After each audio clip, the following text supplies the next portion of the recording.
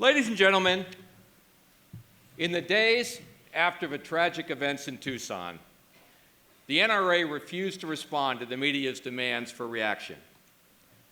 This is not the first time we have found ourselves on the receiving end of such pressure. The reasons for our silence have never been more eloquently expressed than in the words of our president 12 years ago. I remember a better day when no one dared politicize or profiteer on trauma. We kept a respectful distance then, as NRA has tried to do now. Simply being silent is so often the right thing to do. But today, carnage comes with a catchy title, splashy graphics, regular promos, and a reactionary passage of legislation. Reporters perch like vultures on the balconies of hotels for 100 miles around. Cameras jockey for shocking angles as news anchors race to drench their microphones with the tears of victims. Injury, shock, grief, and despair shouldn't be brought to you by sponsors.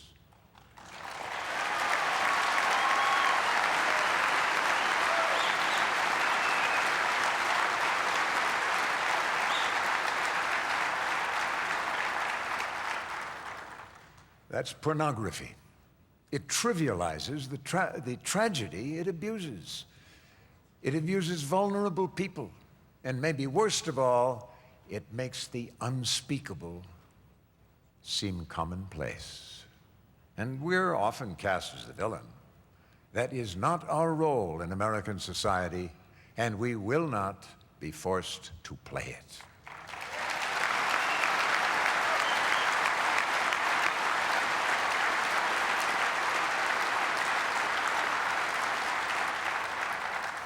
Our mission is to remain, as our Vice President said, a steady beacon of strength and support for the Second Amendment, even if it has no other friend on this planet.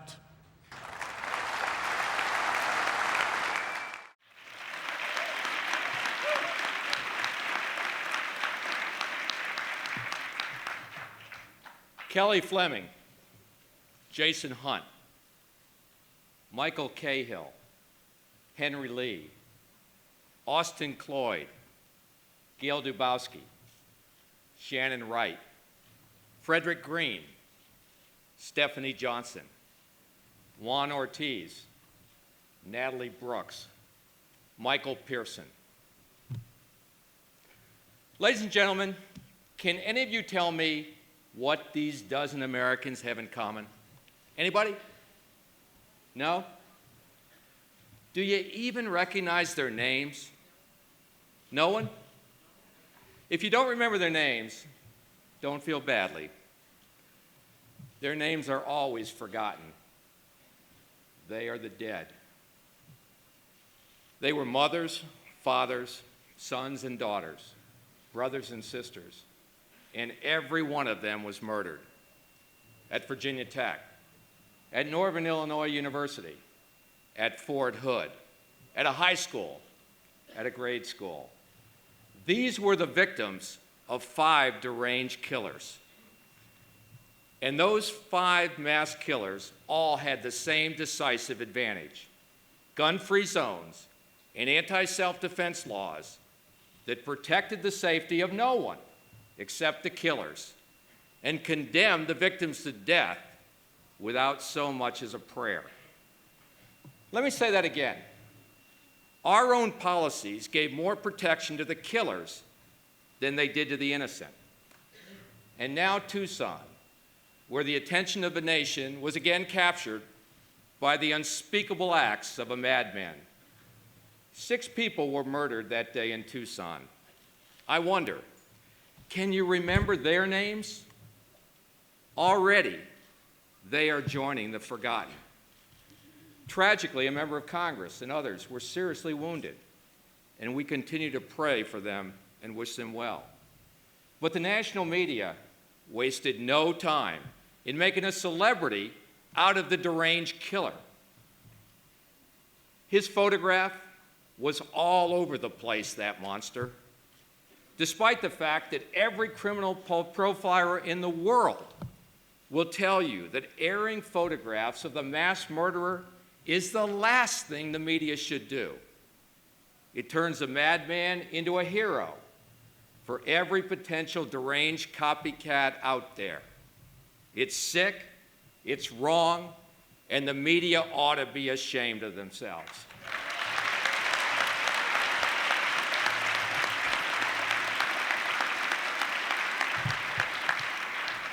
Predictably, the political opportunists rush to advance their legislative agendas. You all know what I'm talking about. Watch this video clip here.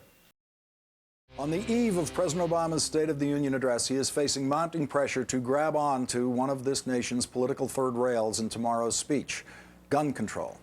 In those first days after the Tucson massacre, the calls for reform started right here on this network. We need common sense gun laws that say enough is enough. Some advocates for gun control are looking at the tragedy as an opportunity to push for new laws. The Congress, I think the nation's spirits would be lifted if the Congress acted quickly with the president and reinstated the assault weapons ban. Congress needs to immediately reinstate that ban. If the president follows Republican and Democratic tradition tomorrow night and says not a word about gun and ammunition control, then I, for one, will become disappointed in him for the first time.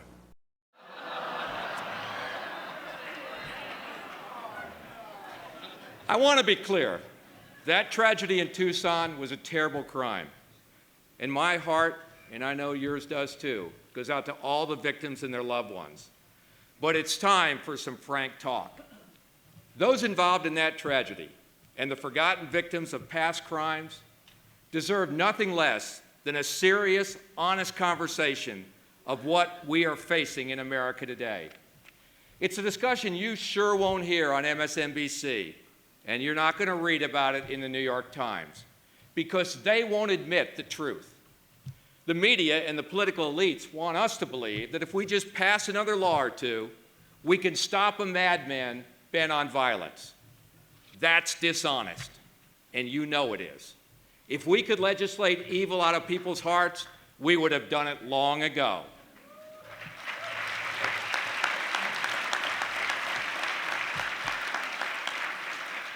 And when they tell you that a government ban on certain firearms or magazines will somehow make you safer, don't you buy it, not for 1 second. Because it's a lie, just like the lies they've told you before. Tucson proves it. A few years ago, they told us that the government's so-called gun-free zones would keep us safe from the violence of bad people. But that Tucson parking lot was within 1,000 feet of a school right across the street. And that madman ignored their gun-free zone all the way to the crime scene. It didn't make any difference. Their laws don't work. Their lies don't ring true. And if Tucson tells us anything at all, it tells us this: government failed. Government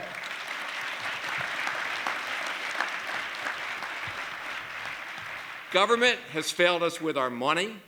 It's failed us with our financial institutions. It's failed in running our post offices and our trains. It's failed in enforcing our immigration laws and our drug laws and our laws on the books against violent criminals with guns. Heck, they can barely get the snow plowed. And living here in this town, you know what happened not long ago. When it comes to protecting us from the mayhem of a violent madman, government is an abject failure. Even worse, by its lies and laws and lack of enforcement, government policies are getting us killed and imprisoning us in a society of terrifying violence. A woman's life is in shambles because of it.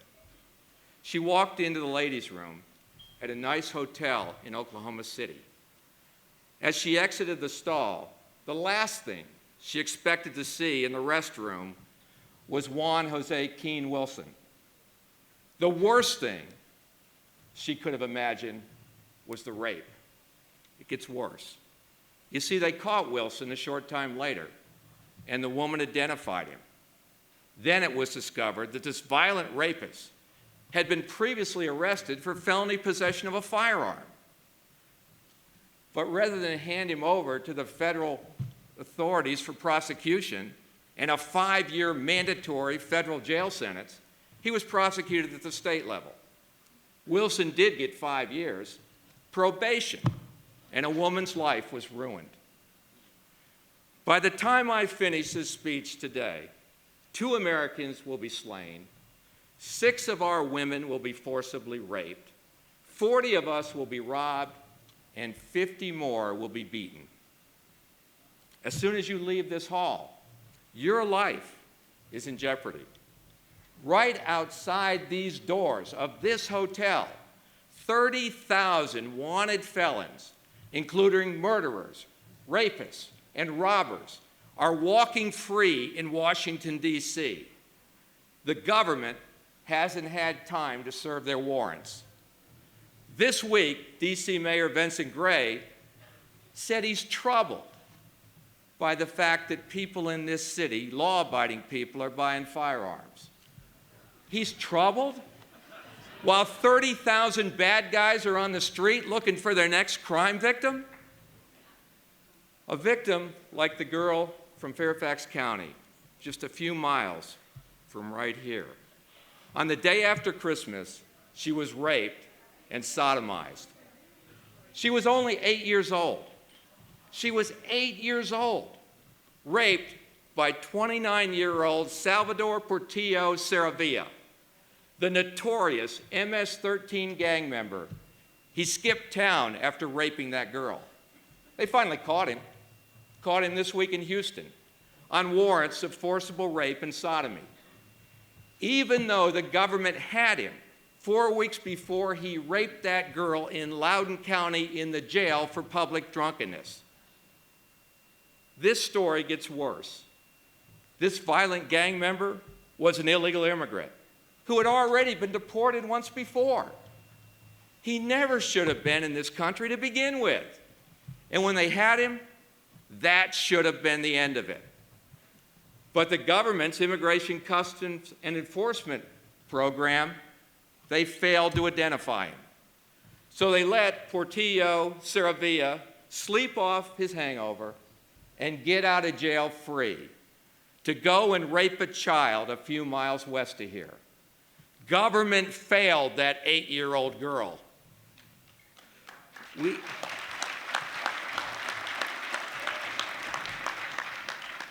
You know, we all call America the land of the free, but what's freedom if not freedom from fear and peril? More than 25,000 violent crimes are committed every week, according to the FBI, in this country. During a typical week, one typical week, 300 Americans are murdered, 200 of us will be killed by more than 27,000 drunk drivers, 7,800 of us will be robbed, 15,000 of our neighbors will be violently assaulted, and 1,700 American women and girls will be raped. We have a lot of women sitting out here, right here in the audience today. Let me ask you, how safe do you feel?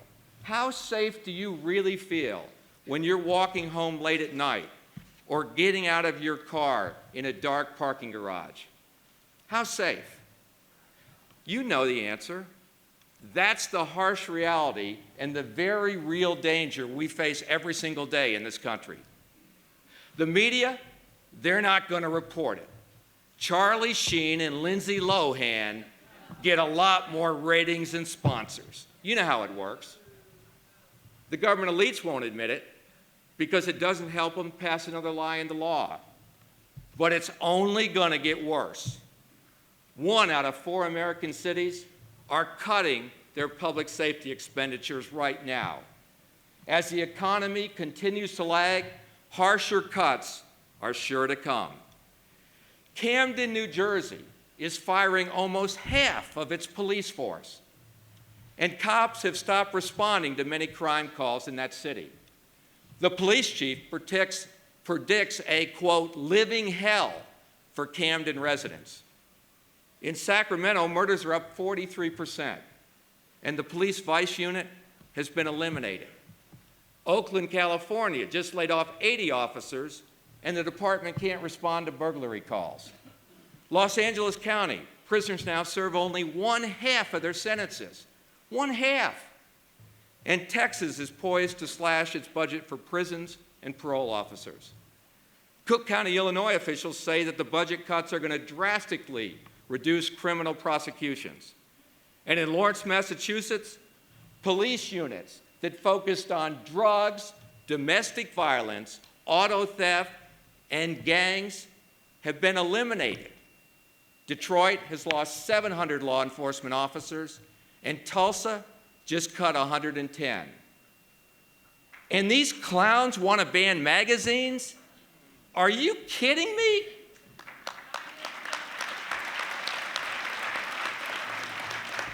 But that's their response to the blizzard of violence and mayhem infesting our nation.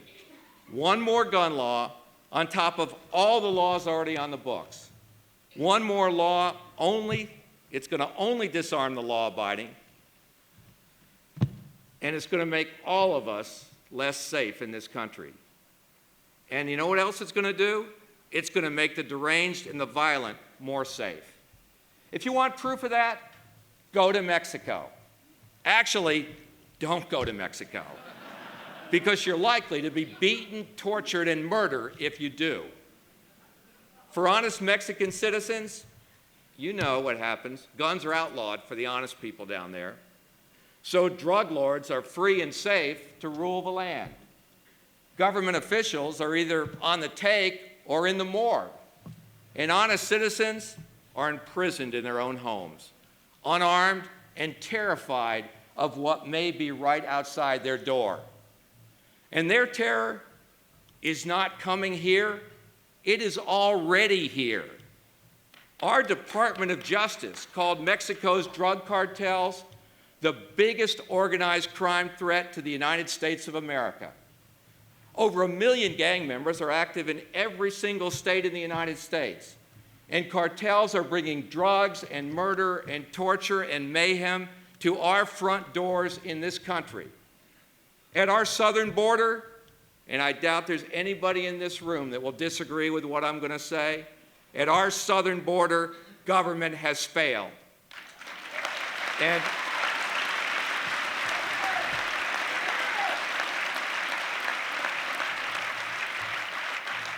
And no matter how hard they try, the elitists in the media and government are never going to convince us that disarming good people makes us safer. My point is this: government has failed, and more government is not the answer.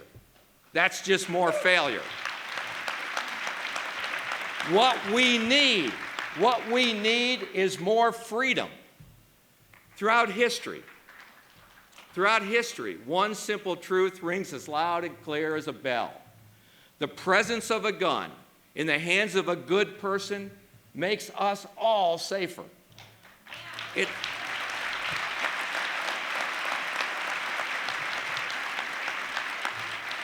It's true. History proves it. In 1974, a bloody shooting occurred at a school. It was an awful tragedy. It sound familiar? Well, this particular school was in Israel. In the wake of the tragedy, Israel changed its policy. Teachers at schools and nurseries were armed. That's right. They put guns in the hands of good people. And since 1974, there has been only one school shooting in Israel, just one in the last 37 years. And that tragedy ended when the good guys with a gun stopped the bad guy with a gun.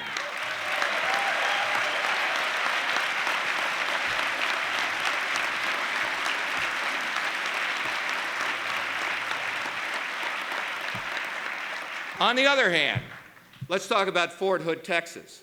Soldiers, American soldiers, were banned from carrying firearms on the base, just like other bases throughout this country. Our own soldiers were left defenseless in another gun-free zone. against a madman who went on a shooting spree. 13 people needlessly died that day. Government can't protect us, but it can and has endangered us by restricting our freedom to protect ourselves. The Second Amendment to the United States Constitution has never been more relevant than it is today. A well-regulated militia being necessary to the security of a free state. The right of the people to keep and bear arms shall not be infringed.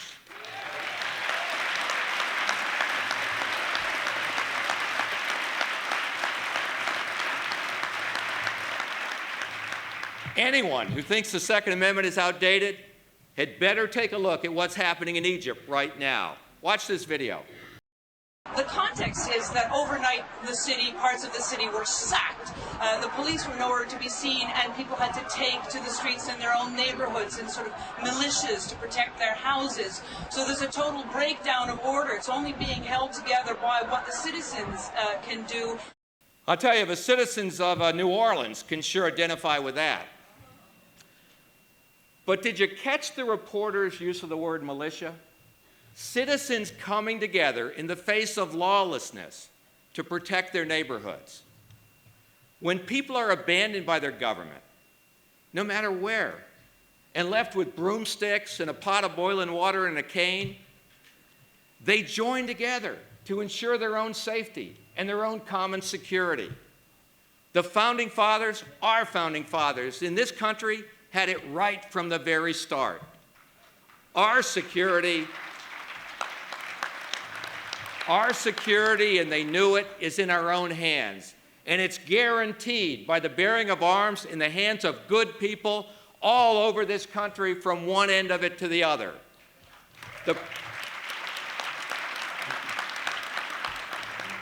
The presence of a firearm makes us all safer. It's just that simple, and it's just that true. We see it every day, and even the government elitists know it to be true. We care about our president, so we surround him with armed protection. We care about our money, so we surround our banks and armored cars with armed guards. We care about our airports, office buildings, power plants, courthouses, even sports stadiums, so we surround them with armed security.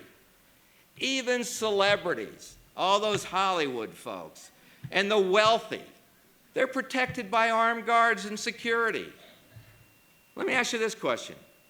Do we care less about our homes, our kids, our schools, our gas stations, and our shopping malls?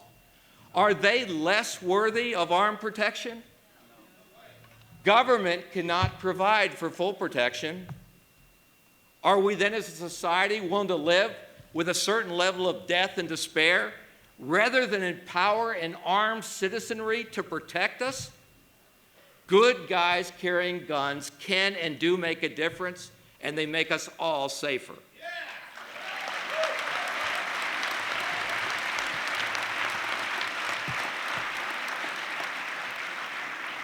So I say today, it's time for change, and I mean real change. It's time to acknowledge what we know in our hearts to be true, that the best way to stop a bad guy with a gun is a good guy with a gun.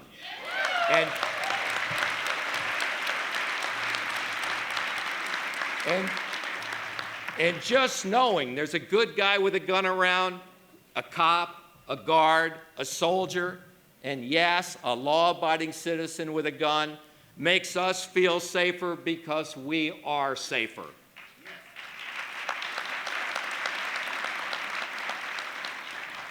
That's why we need more freedom and a lot less government. That's why our Second Amendment rights should be expanded, not diminished. And that's why right here in this hall today, I call on Congress and every state legislature to empower the American people to ensure their own security by enacting legislation to grant all law-abiding Americans the right to carry a firearm for personal protection.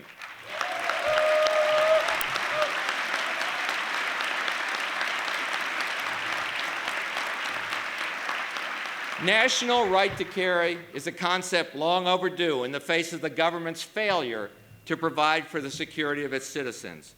More good people carrying firearms not only gives the law-abiding a fighting chance against violent criminals, it helps protect everyone else. Recent history proves it. Right now, in the United States, 7 million law-abiding Americans legally carry a concealed firearms. 7 million in almost every state in our country. And across the board, violent crime in jurisdictions that have recognized the right to carry is lower than in areas that prevent it. The whole flock is safer when the wolves can't tell the difference between the lions and the lambs.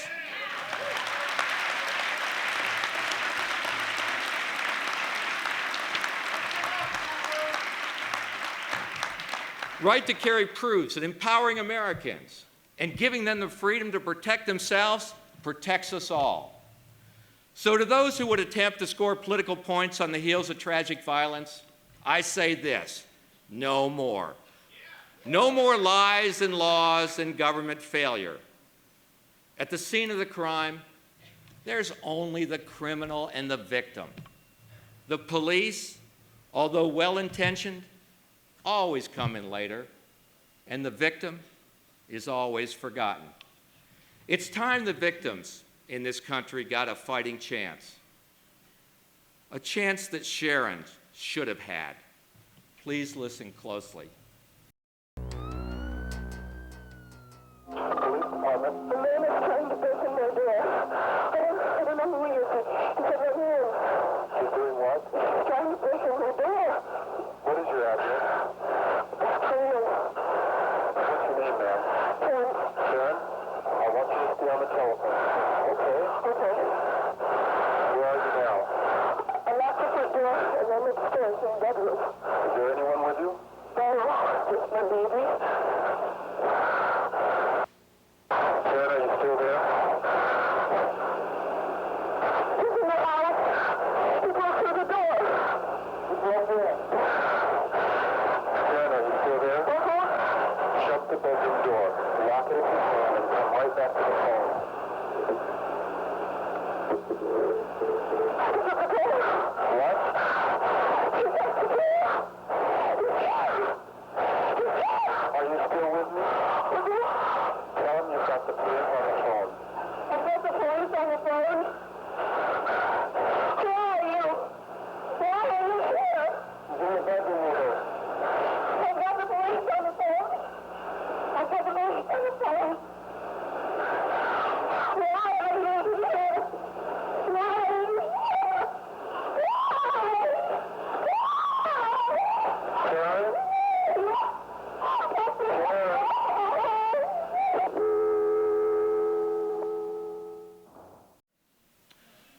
That is who we fight for.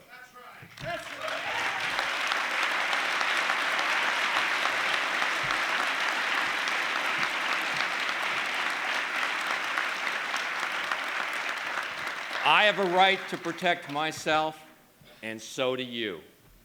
And so does every single law-abiding citizen of this great country. I won't give up my right to exercise that freedom, not one single inch. We have a right to be safe, a God-given right to ensure our own security and that of our families and friends.